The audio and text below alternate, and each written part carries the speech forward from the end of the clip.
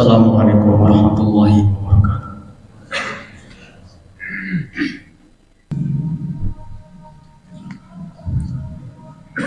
Innal hamdalillah nahmaduhu wa nasta'inuhu wa nastaghfiruh wa na'udzu billahi min shururi anfusina wa min sayyiati a'malina may yahdihillahu fala mudilla lahu wa may yudlil fala hadiya lahu. Asyhadu an la ilaha illallah wahdahu la syarika lahu wa asyhadu anna Muhammadan 'abduhu wa rasuluh. Ya ayyuhalladzina amanu taqullaha haqqa tuqatih wa la tamutunna illa wa antum muslimun.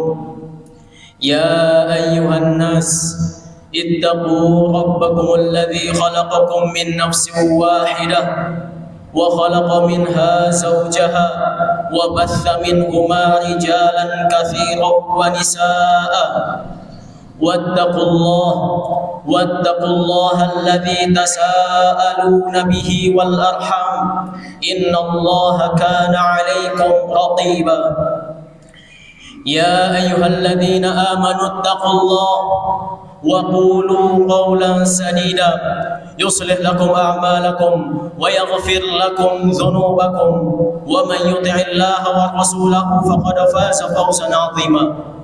أما بعد فإن أصدق الحديث كتاب الله وخير الهدي هدي محمد صلى الله عليه وسلم وشر الأمور محدثاتها فإن كل محدثة بدعة وكل بدعة ضلالة.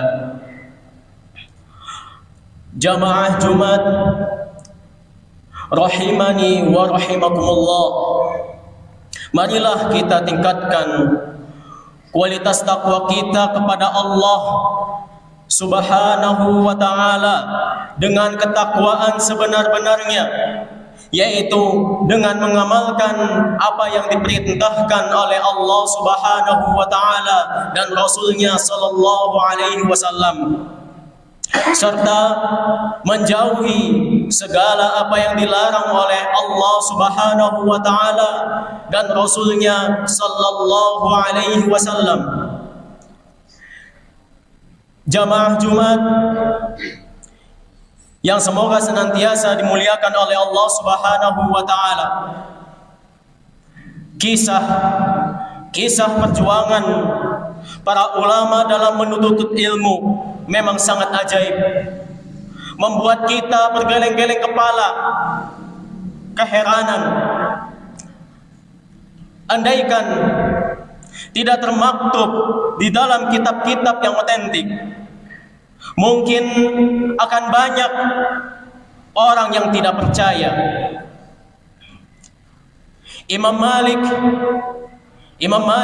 rahimahullah, semoga Allah merahmatinya, mengorbankan apapun yang dimilikinya untuk membiayai belajarnya dalam menuntut ilmu.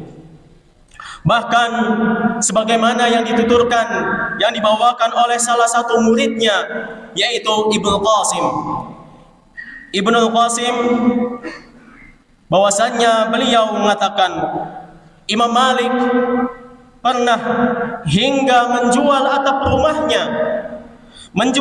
rumahnya untuk biaya pendidikannya, karena memang tidak ada lagi biaya untuk belajar.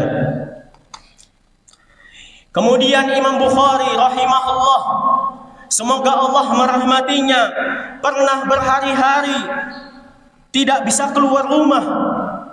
Apa sebabnya? Sebabnya karena beliau tidak memiliki pakaian yang bisa beliau gunakan untuk menutupi auratnya saat keluar rumah. Karena seluruh barang yang dimilikinya sudah habis terjual untuk biaya belajarnya.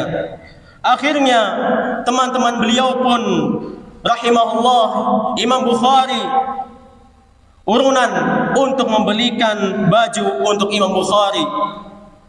Kemudian Sa'labah Sa'labah rahimahullah, semoga Allah merahmatinya, belajar nahwu dan bahasa Arab kepada gurunya Ibrahim Al-Harbi selama 50 tahun.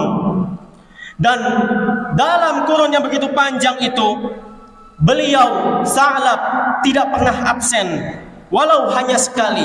50 tahun tidak pernah absen. Kemudian Muhammad bin Yunus, semoga Allah merahmatinya, yang terkenal dengan kegigihannya dalam belajar. Di kota Basrah saja beliau berguru kepada 1186 guru, tanpa kenal lelah, tanpa kenal bosan, tanpa malu dan tanpa gengsi. Kemudian Ikrimah rahimahullah bercerita bahwa kedua kakinya diikat dengan tali oleh gurunya, yaitu Ibnu Abbas radhiyallahu anhuma, salah satu sahabat Nabi sallallahu alaihi wasallam, yaitu ketika belajar Al-Quran dan hadis kepada beliau, kaki beliau diikat hingga akhirnya melalui proses yang begitu panjang, di kemudian hari Ikrimah rahimahullah menjadi ulama besar. Kaum muslimin sidang Jumat rahimani wa rahimakumullah, Abu Hatim rahimahullah, semoga Allah merahmatinya, karena keterbatasan dana yang dimilikinya untuk berpergian kemanapun beliau pergi, beliau selalu berjalan kaki dari satu negara ke negara lainnya. Suatu saat beliau pernah iseng menghitung jarak yang sudah beliau tempuh. Ternyata jarak yang sudah beliau tempuh melebihi 5.800 km, berjalan kaki ribuan kilometer. Kemudian Ibnu Thahir rahimahullah juga melakukan hal yang serupa, yaitu dalam menuntut ilmu.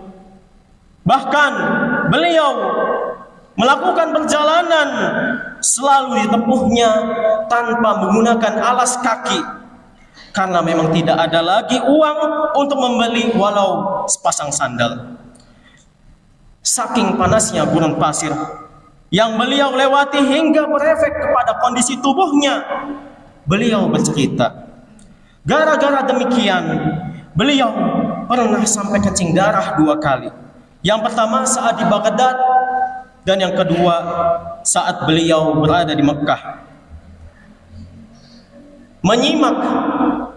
Menyimak kisah tadi memunculkan pertanyaan, apakah mereka tidak menderita? Apakah mereka tidak menderita saat menjalani kejadian-kejadian tersebut?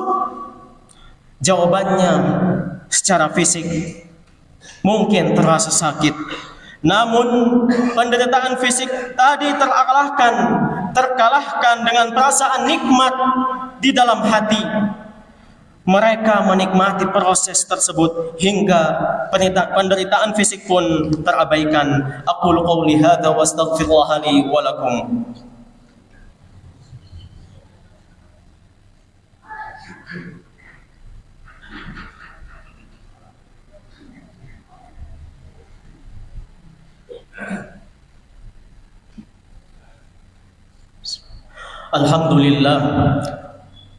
Alhamdulillah hamdan katsiran thayyiban mubarakan fih kama yuhibbu rabbuna wa yarda. Asyhadu an la ilaha illallah wahdahu la syarika lah wa asyhadu anna Muhammadan abduhu wa rasuluh. Amma ba'du. Sidang Jumat yang kami hormati, para ulama kita telah mencintai ilmu sepenuh hati. Para ulama kita telah mencintai ilmu sepenuh hati, sehingga apapun yang mereka korbankan untuk menuntut ilmu tersebut, Mereka sadar betul betapa berharganya ilmu, sehingga seluruh umur mereka dimanfaatkan untuk mengejar ilmu. Inilah yang belum dimiliki oleh kebanyakan dari kita. Menghargai ilmu, memuliakan ilmu, dan menghormati ilmu. Akibatnya, belajar agama dijadikan oleh kebanyakan kita sebagai beban berat yang menjemuhkan. Dan dari sini kita bisa memahami mengapa para ulama kita terdahulu mengarahkan murid-muridnya untuk belajar adab terlebih dahulu sebelum belajar ilmu. Sebab yang perlu diperhatikan pertama kali adalah hati kita, mengisinya dengan keikhlasan, dengan kesabaran, dengan kecintaan, dengan penghormatan terhadap ilmu, sehingga saat memasuki tahapan-tahapan belajar, wadah yang digunakan untuk menampung ilmu tadi sudah siap.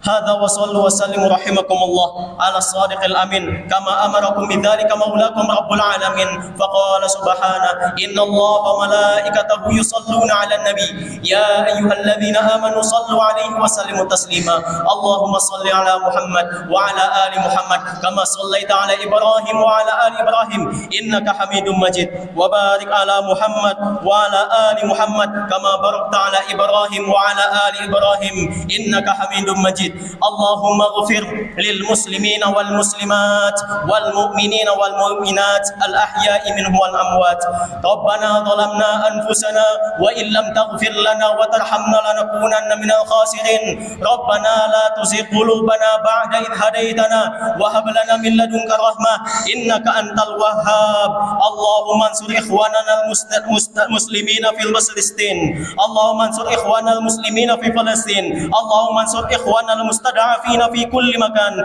Ya Allah, tolonglah saudara-saudara kita kaum muslimin di Palestina. Ya Allah, bantulah seluruh mereka, saudara-saudara kami yang tertindas di segala penjuru dunia.